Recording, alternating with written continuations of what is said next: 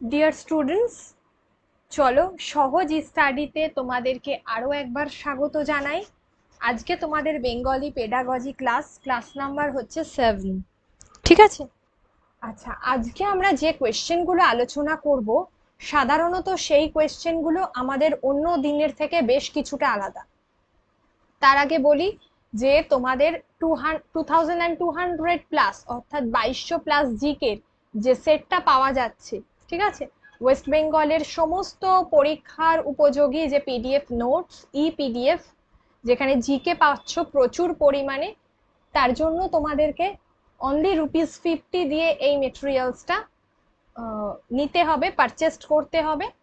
এবং তার জন্য তোমরা 8348817027 এই নাম্বারে স্ক্যান করে তোমরা নিতে পারো। ঠিক আছে, এই নাম্বারে তোমরা ইউআর স্ক্যানার আছে এবং এই নাম্বারে তোমরা পেটিএম এবং ফোন পে করতে পারো, এবং তোমাদের ইউআর স্ক্যানার তোমাদের স্ক্রিনে দেখতে পাচ্ছ, সেখান থেকেও তোমরা পেমেন্ট করতে পারো। ইউপিআই যে স্ক্যানারটা, ঠিক আছে, সরি কিউআর কোড যেটাকে আমরা বলে থাকি। ওকে, তো চলো আজকে আমরা আমাদের যে কোয়েশ্চেন পেপারটা ডিসকাস করব, যেখানে যে দেখো প্রত্যেকটা প্রশ্ন এখানে সম্পূর্ণ আলাদা। ঠিক আছে, বলা হচ্ছে যে পড়ার সময় নিচের কোন ব্যাকরণিক উপাদান ছাত্রছাত্রীদের একটি বাক্য বা পাঠের বিভিন্ন অংশের মধ্যেকার সম্পর্ক বুঝতে সাহায্য করে। দেখো এখানে বলছে যে পড়ার সময় নিচের কোন ব্যাকরণিক উপাদান ছাত্রছাত্রীদের একটি বাক্য অবলিক দেওয়া আছে পাঠের বিভিন্ন অংশের মধ্যেকার সম্পর্ক বুঝতে সাহায্য করে। এ হলো ক্রিয়া বিশেষণ, 2 হচ্ছে সর্বনাম, সি হচ্ছে নাম বিশেষ্য, আর একটা হলো ক্রিয়াপদ গুচ্ছ। ঠিক আছে, তাহলে ভেতরকার সম্পর্ক বুঝতে আমাদের কোনটা সাহায্য করবে, তোমরা কি মনে করছো বলো। আচ্ছা, এক্ষেত্রে হচ্ছে বিভিন্ন অংশের মধ্যেকার সম্পর্ক যদি আমরা বলি বুঝতে সাহায্য করে, তাহলে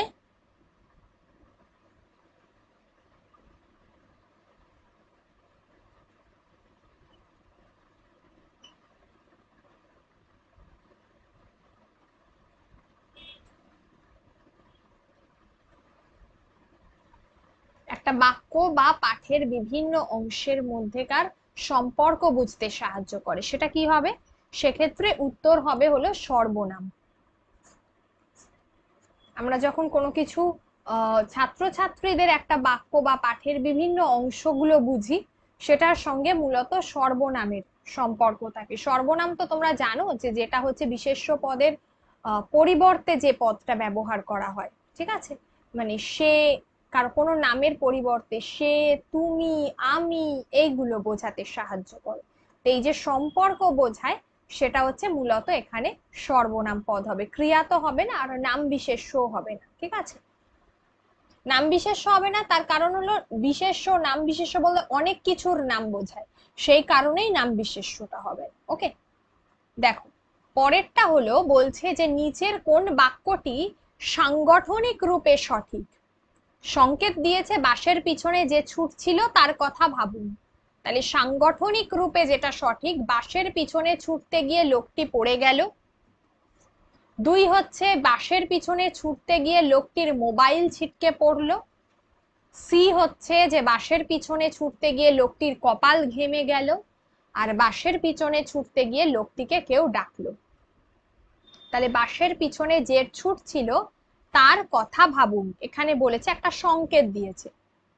তাহলে বাঁশের পিছনে লোকটা যদি ছোটে, তাহলে সেক্ষেত্রে কি হবে, প্রথমত তার মোবাইল ছিটকে পড়লো, এটা তো বড় কথা নয়, তার কথা ভাবুন বলেছে, তার মানে ব্যক্তি এখানে ইম্পর্টেন্ট। লোকটির কপাল ঘেমে গেল, তো সেটা গুরুত্বপূর্ণ নয়, লোকটির কপাল কখনোই মানে ঘামতেই পারে মানুষ, সেটা দিয়ে কিছু বোঝায় না যে তার অসুস্থতা বা কিছু। আর একটা লোকটিকে কেউ ডাকলো, সেটাও গুরুত্বপূর্ণ নয়, কারণ এখানে কেউ গুরুত্বপূর্ণ হচ্ছে। এখানে যেটা উত্তর হবে এ। এ হচ্ছে যে লোকটি বাসের পিছনে ছুটতে গিয়ে লোকটি পড়ে গেল। ঠিক আছে, এটাই হবে উত্তর। তাহলে 2 এর এ, এটাই হবে সাংগঠনিক রূপে উত্তর, তার কারণ এখানে লোকটি গুরুত্ব পাচ্ছে। ওকে, নেক্সট নাম্বার 3। বলছে দেখো যে নিচের বিবৃতিগুলির মধ্যে কোনটি শ্রবণগত আচরণের বর্ণনা দেয় না, অর্থাৎ যার সঙ্গে আমাদের শোনার কোনো সম্পর্ক নেই। 1 নম্বর বলছে যে এ বলছে যে মনোযোগ সহকারে শুনলে শ্রোতা বক্তার কার্যাবলী সম্পর্কে পূর্বানুমান করতে পারে। 2 বা বি হচ্ছে মানুষ নির্বাচিত কথা শুনতে শেখে এবং এমনকি অপ্রত্যাশিত অবাঞ্ছিত কথার সময় কথা কান বন্ধ রাখতে পারে। ঠিক আছে, কান বন্ধ রাখতে পারে। আর একটা সি হচ্ছে কোনো প্রশিক্ষণ ছাড়া প্রকৃতিগতভাবেই ভালো শ্রোতা হওয়া যায়। আর ডি হচ্ছে যাবতীয় যোগাযোগের অন্তত অর্ধেক অংশ অধিকার করে থাকে শোনা। ওকে,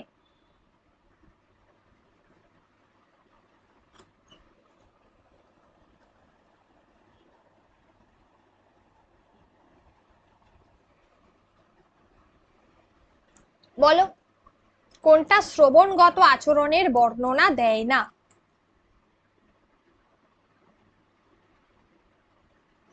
কোনো প্রশিক্ষণ ছাড়া প্রকৃতিগতভাবেই ভালো শ্রোতা হওয়া যায়, এটা হচ্ছে কোনো শ্রবণগত আচরণ আমরা কোনো প্রশিক্ষণ ছাড়া কখনোই ভালো শ্রোতা হতে পারি না। আমাদের কিছু নিয়ম আমাদের মেনে চলতে হবে, যার ফলে আমরা একজন ভালো শ্রোতা হতে পারি। এবার কি কি ভালো শ্রোতা হতে গেলে আমাদের কি কি নিয়ম মেনে চলতে হবে?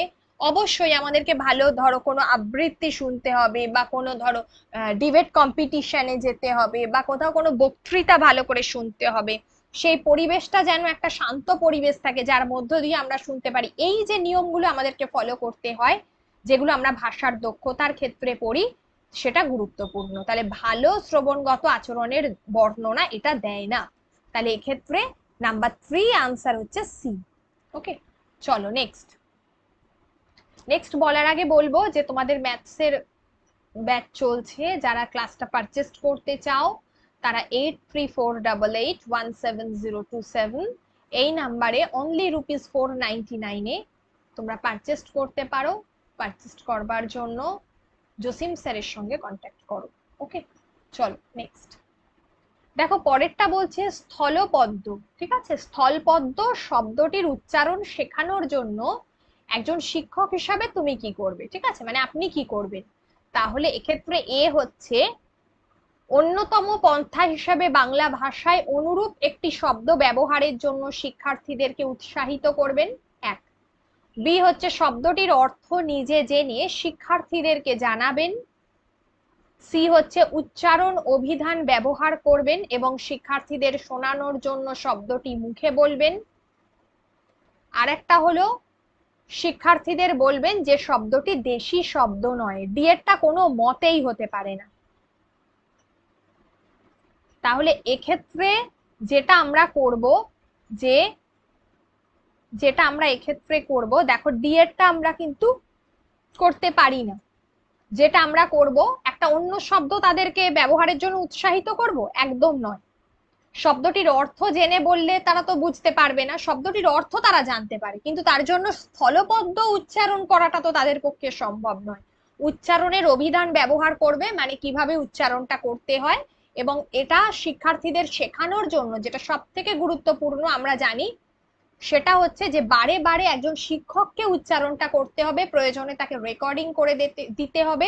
যেটা আমরা জানি অ্যাকচুয়ালি লিঙ্গাফোন পদ্ধতি। তোমাদের যখন পুরো বেঙ্গলি যে পেডাগজির অংশটা আছে যদি ডিটেলসে পড়াই তো বুঝতে পারবে। যদি তোমরা ডিটেলসে পড়তে চাও তাহলে সেটা অবশ্যই তোমরা কমেন্ট সেকশনে কমেন্টস করে জানাও, নাকি তোমরা এইভাবেই শুধুমাত্র এমসিকিউ প্র্যাকটিস করতে চাও। ঠিক আছে, এগুলো কিন্তু তোমাদেরকে জানাতে হবে, বা তোমাদের কোন কোন চ্যাপ্টার মনে হচ্ছে যে অসুবিধাজনক সেটা তোমাদেরকে বলতে হবে। ওকে, চল যাই হোক, যেটা বলছিলাম যে এক্ষেত্রে আনসার হচ্ছে সি হবে। এক্ষেত্রে আনসার হচ্ছে সি হবে। তাহলে নাম্বার 4 হচ্ছে সি। চলো নেক্সট, নাম্বার 5 হচ্ছে যে কোনো গল্পের শিরোনাম, পরিচ্ছেদ, নাম এবং চিত্রায়িত তথ্যাবলীর উপর ভিত্তি করে গল্পটির বিষয়বস্তু বোঝার চেষ্টা করো। গল্পটার শিরোনাম, পরিচ্ছেদ, নাম এবং চিত্র।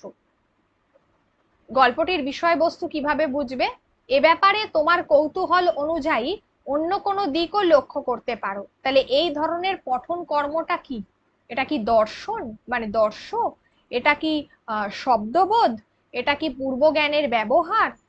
অ্যাকচুয়ালি এটা দৃশ্য বললে ভুল হবে না, বা দর্শন বলতে পারো। আচ্ছা, পূর্বজ্ঞানের ব্যবহার নাকি পূর্বানুমান, মানে তুমি আগে থেকে অনুমান করছো? তার মানে তুমি গল্পটার শিরোনাম দেখছো, পরিচ্ছেদ দেখছো, নাম দেখছো, চিত্র দেখছো, দিয়ে তুমি গল্পটার বিষয়বস্তু বোঝার চেষ্টা করছো। এখানে তো দর্শন কিছু নেই, শুধুমাত্র দেখা না। শব্দবোধ, শুধুমাত্র শব্দগুলো সম্পর্কে জানছো, সেটা তো হতে পারে না। পূর্ব জ্ঞানের ব্যবহার, তুমি কি আগে থেকে জ্ঞানটাকে ব্যবহার করছো? পূর্ব জ্ঞানের ব্যবহার, ঠিক আছে। অর্থাৎ পূর্ব জ্ঞানের ব্যবহার হলো তুমি কি কোনোভাবে কোনো জ্ঞান, তোমার নিজের যে জ্ঞান আছে সেটাকে ব্যবহার করছো? এখানে জ্ঞানের ব্যবহার করার কিছু নেই। তুমি যেগুলো দেখছো সেখান থেকে তুমি একটা অনুমান করছো, অর্থাৎ পূর্বানুমান। ঠিক আছে, 5 আনসার হচ্ছে ডি। 5 আনসার হচ্ছে ডি, যেখান থেকে তুমি পূর্বানুমান করছো, করে সেটাকে তবে তুমি সেটা ডিসকাস করছো। 6 6 বলছে যে একটি রেস্তোরাঁয় নিচে ঘোষণাটি লক্ষ্য করুন, কোন লাইন বা লাইনগুলিতে একটি ভুল রয়েছে। বলছে যে উপভোগ করুন গরম গরম মশলাযুক্ত স্ন্যাক্স এবং টাটকা তাজা চকোলেট বিস্কুট। প্রথম দ্বিতীয় লাইন কেবল প্রথম লাইন, প্রথম তৃতীয় লাইন কেবল তৃতীয় লাইন। আচ্ছা, এক্ষেত্রে যেটা বলার সেটা হচ্ছে যে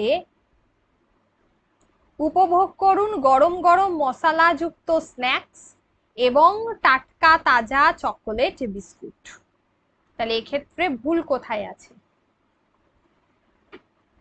এক্ষেত্রে যেটা ভুল আছে আমরা বলতে পারি যে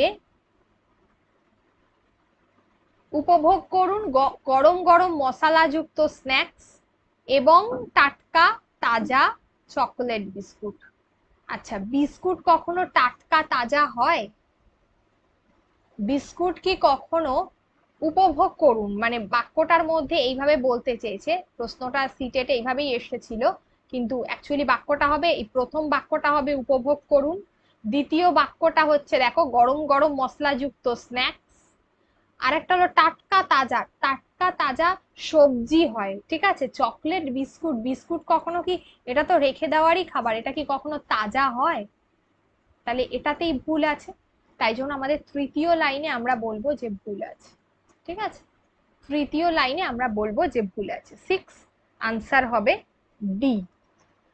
পরেরটা দেখো, আবিষ্কার নীতি বলতে বোঝায় যে একটা ব্যাকরণ ক্লাসে কি হবে? একটা ব্যাকরণ ক্লাসে ব্যাকরণ ভিত্তিক কার্যকলাপে নিযুক্ত থাকবে এবং তাদের পারস্পরিক সহযোগিতার চিন্তা মাথায় রাখতে হবে। বি হচ্ছে বেশ কিছু উদাহরণ নিয়ে কাজ করতে করতে ব্যাকরণের নির্দিষ্ট কিছু নিয়ম সংগঠিত করবে। তুমি কোনো নিয়ম সংগঠিত করতে পারো না, তাই এটা আগেই বলে দিই ভুল। একটা কাজ সম্পূর্ণ করতে গেলে সচেতনভাবে ব্যাকরণের নিয়মাবলী মাথায় রাখবে, একদম এটা রাখতে হবে। আর ব্যাকরণগত অশুদ্ধি এড়ানোর জন্য শিক্ষকের সাহায্য নেবে, সেটা হবে। কিন্তু এখানে বলেছে ডিসকভারি, আবিষ্কার নীতি কিভাবে বুঝবে? সেটা হলো ব্যাকরণ ভিত্তিক কার্যকলাপে তুমি যুক্ত থাকবে, মানে তুমি জানো ব্যাকরণের কোথায় কি রুলস, এবং তারপরে তুমি কি করবে, পারস্পরিক সহযোগিতার কথা তোমাকে মাথায় রাখতে হবে, মানে বন্ধুদের সঙ্গে প্রত্যেকের সঙ্গে যোগাযোগ আদান প্রদানের ফলে আমাদের ভাষার ব্যবহার আমরা জানতে পারি, সেটাই এখানে বলেছে, তবেই তুমি কিছু আবিষ্কার করতে পারবে। 7A আনসার হবে। ওকে, নেক্সট। কিনেস্থেটিক ইন্টেলিজেন্স বা কাইনেস্থেটিক ইন্টেলিজেন্স, যেটাকে আমরা বলে থাকি, ইন্টেলিজেন্স মানে আমাদের বুদ্ধি। ঠিক আছে, এক কথায় আমরা বলতে পারি যে যে তোমার কি বলে, যে সুষমা মণ্ডিত গতিশীল বুদ্ধিবৃত্তি হচ্ছে একটা শিক্ষা গ্রহণ পারঙ্গমতা। ঠিক আছে, এটা আমাদের পারা শিক্ষার ক্ষেত্রে খুব দরকার। এক্ষেত্রে কি হয়, শিক্ষার্থীদের অতি মানে উঁচু মানের শ্রবণ দক্ষতা থাকবে, তারা ছবি নিরপেক্ষ হয়ে শব্দের মাধ্যমে চিন্তা ভাবনা করতে পারবে, মানে তাদের শ্রবণ দক্ষতা খুব ভালো থাকবে। শিক্ষার্থীরা চমৎকার ভারসাম্যযুক্ত, গতিশীল এবং চোখ ও হাতের মধ্যে সমন্বয় সাধিত হয়ে নিজেদের প্রকাশ করতে পারবে। সি হচ্ছে শিক্ষার্থীদের ঝোঁক সঙ্গীতের দিকে থাকবে এবং ছন্দ, ধ্বনি, নকশার মধ্যে দিয়ে চিন্তা ভাবনা করবে। আরেকটা যুক্তি, সংখ্যা বিন্যাস এগুলোর মধ্য দিয়ে চিন্তা করতে পারবে বা বিচ্ছিন্ন বিক্ষিপ্ত তথ্যগুলোকে যোগ সাধন করতে পারবে। তাহলে কোনটা হবে এক্ষেত্রে?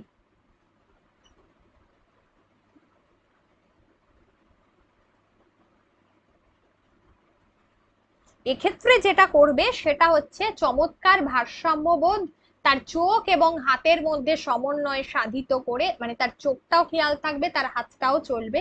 এইভাবেই সে কিন্তু, কারণ খুব ভালো তুমি যদি না দেখো বা খুব ভালো যদি তুমি না লেখো, কখনোই তোমার ওই সুষমা মণ্ডিত গতিশীল বুদ্ধিবৃত্তি, মানে এটা শিক্ষা গ্রহণ যে পারঙ্গমতা, যেটাকে আমরা কাইনেস্থেটিক ইন্টেলিজেন্স বলে থাকি, সেটা পসিবল নয়। এটা মিনসই হচ্ছে যেখানে চোখ এবং হাতের একটা ভূমিকা থাকবে, নিজেদেরকে প্রকাশ করতে পারবে, সৃজনশীল দক্ষতা। পরেরটা দেখো, বলছে যে কোনো শিক্ষার্থীর নির্দিষ্ট শিক্ষাগত দক্ষতা বা স্পেসিফিক একাডেমিক অ্যাপটিটিউডস এর অন্তর্গত পর্যবেক্ষণ কোনটা হবে? এক্ষেত্রে কি হবে? অপ্রত্যাশিত কখনো কখনো বোকার মতো প্রত্যুত্তর দেয়, মানে উত্তরের বদলে। আর একটা হচ্ছে অন্যদের দক্ষতা বা পারঙ্গমতা বুঝতে পারে। আচ্ছা, আর একটা হচ্ছে যথোপযুক্ত শারীরিক গঠনের অধিকারী, দীর্ঘস্থায়ী মনোসংযোগ ক্ষমতা থাকে, নাকি পছন্দের বা আগ্রহের ক্ষেত্রগুলিতে আছে, কোনটা?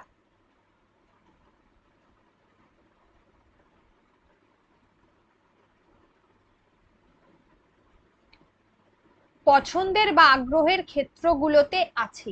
একাডেমিক অ্যাপটিটিউডস যেগুলো শিক্ষাগত দক্ষতা স্পেসিফিক, এগুলো আমাদের কোনো নির্দিষ্ট, এগুলো আমাদের বাধ্যতামূলক নয়, এটা আমাদের আগ্রহের তালিকা, যেটা আমাদের হবি বলি, সেই জায়গায় থাকে। 9 হচ্ছে আনসার হবে ডি। দেখো, পূর্ব অভিজ্ঞতার উপরে প্রকৃষ্ট যোগাযোগ স্থাপনের নির্ভরশীলতাকে কি বলা হয়? পূর্ব অভিজ্ঞতার উপর প্রকৃষ্ট যোগাযোগের যে, এটার উত্তর হবে ধারণা নির্মাণ, তুমি কনসেপ্টটাকে নির্মাণ করছো। শিক্ষার স্থানান্তরণ, ট্রান্সফার অফ লার্নিং যেটাকে আমরা বলি, মানে তুমি এক জায়গা থেকে শিখলে সেটা আরেকজনের মধ্যে সঞ্চারিত হচ্ছে। আর একটা মানে বা কোথাও তুমি সেটাকে প্রতিফলিত করছো। প্রশ্ন করার কৌশল, আর একটা হলো প্রত্যক্ষ ব্যাখ্যা বিশ্লেষণ প্রদর্শন। তুমি কোথাও ডেমনস্ট্রেশন দিচ্ছ, ধরো তুমি কি জানো, তুমি একটা ক্লাসের মাধ্যমে বোঝাচ্ছ এবং দেখাচ্ছ যে তুমি কিভাবে পড়াবে, ডেমনস্ট্রেশন দেওয়া, ঠিক আছে? তাহলে তোমার পূর্ব অভিজ্ঞতার মাধ্যমে তুমি কোনটা করবে? এক্ষেত্রে তুমি যেটা করবে, তোমার শিক্ষাটা আছে, তুমি সেটাকে ট্রান্সফার করবে, তুমি শেখাবে, আরেকজনের মধ্যে প্রতিফলিত করবে। বি হবে উত্তর, 10 হলো বি। ঠিক আছে, নেক্সট। দক্ষতা বিবর্ধনের জন্য উদ্দীপনাকে কাজে লাগানো হয়, স্টিমুলেশন। এটা এমন একটা শিক্ষক শিক্ষণ পদ্ধতি